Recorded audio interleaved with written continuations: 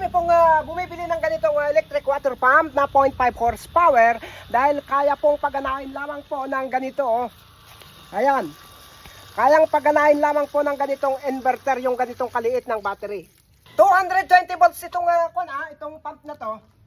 Ito Ito po yung 220 volts na di kuryente. Ayan po.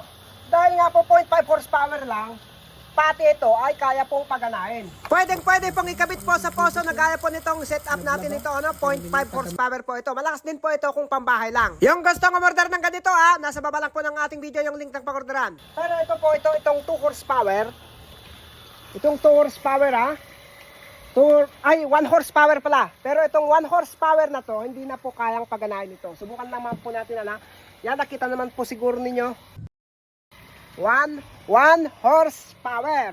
Mas malakas po ito, pero syempre po mas matakaw po sa kuryente.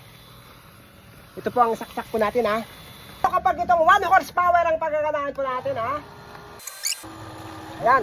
Ganyan po siya kalakas. Meron siyang konting pressure kaysa naman po dito sa 0.5 horsepower kasi nga po 0.5 horsepower. Pero ito pong 1 horsepower, ayan po, meron po siyang konting pressure kasi nga po 1 horsepower na. Ngayon, ito naman po ang pagaganahin natin dito sa inverter na to. Para lang may pakita sa inyo. Ayun. Wala na, hindi na niya kayang paganahin, Diba? Wala. Ayan. Siyempre nga po, 1 horsepower, mas matakaw sa kuryente. Kaya napakabilis po ang maubos yung stock nito dahil napakarami pong nag-order dito sa 0.5 horsepower na to. Malakas na din po. Malakas din po ito kung pambahay lamang po. Matipid po sa kuryente. 0.5 horsepower.